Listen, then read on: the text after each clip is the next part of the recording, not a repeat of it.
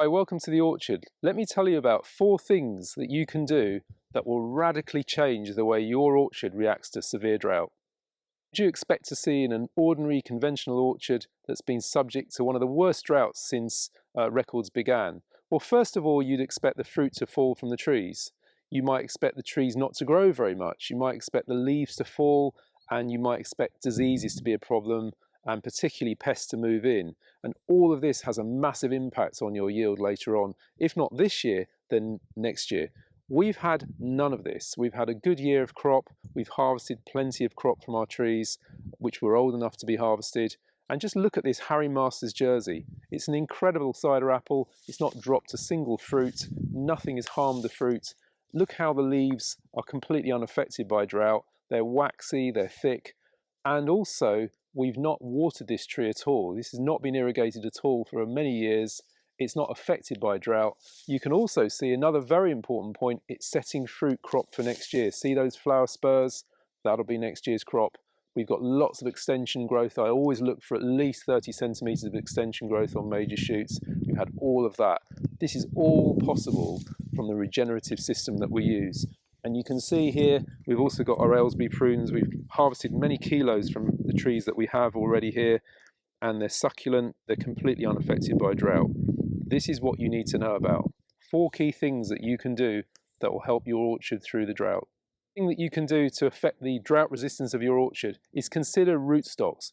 What are rootstocks? Well, rootstocks are what the tree grows on. They are the roots of the tree. And what's really peculiar about fruit trees is almost always you graft a fruit tree onto a different type of tree related to it, but not the same. So this is on what we call wild pear. This is a perry pear called Brandy.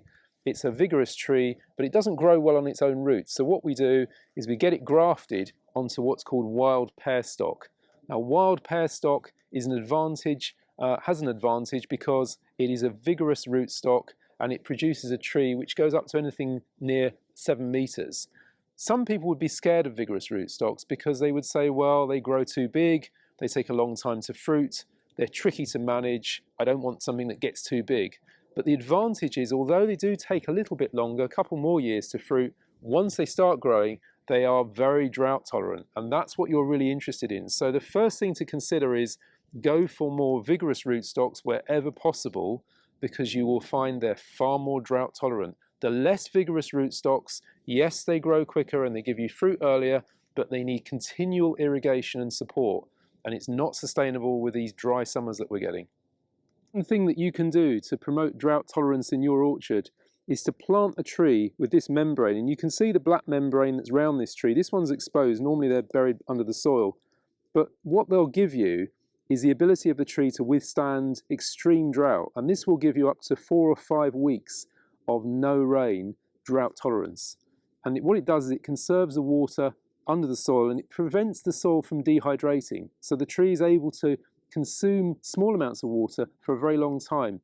And it makes such a difference, and it does mean that we don't irrigate the trees. What we do in the first couple of years is just give them a very small amount of water, and then after that they're on their own, and that trains the roots to grow downwards, searching for water. Makes an enormous difference, the amount of water you need to run your orchard.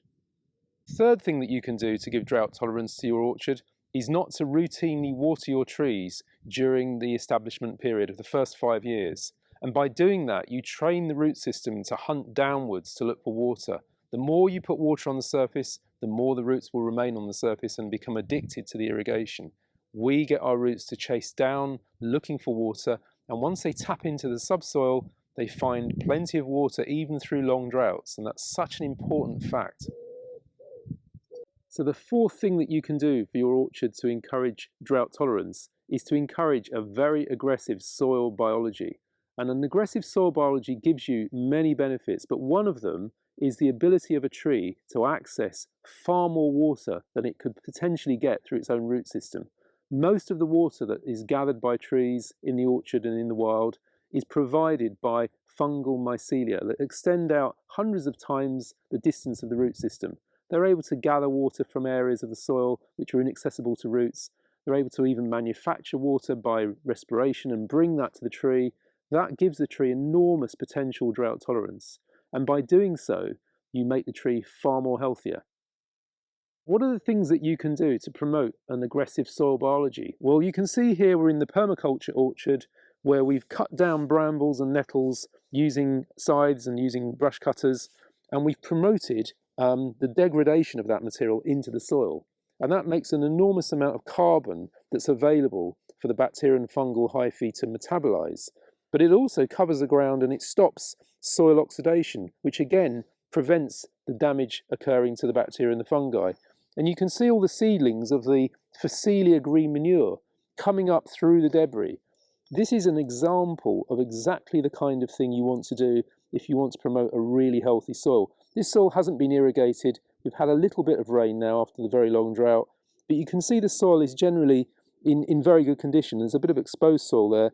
It's very crumbly soil. It's able to withstand drought far better because it's armoured by living material, and that makes all the difference, because the living material is what promotes the soil biology. And that will help these new cherries and all the other trees that we've planted establish and become much more drought tolerant. The thing to do to get a really aggressive soil biology is not to use chemical inputs. Things like herbicides, fungicides, and insecticides all have a massive detrimental effect on bacteria and fungi in the soil. They completely wipe them out in many cases and make the trees much more intolerant of drought. And in fact, if you use nitrate fertilizers and they enter the plant will need 3 or 4 times, maybe 5 times as much water just to stay alive. And that's a considerable amount of money that you're wasting in both fertilizer and water. But if you have a look here at the orchard, you can see we're definitely not using herbicides. We're using grazing intermittently, and the plants are living in an incredibly aggressive microbiome. And that's the heart, really, of our drought tolerance strategy. So let's summarize.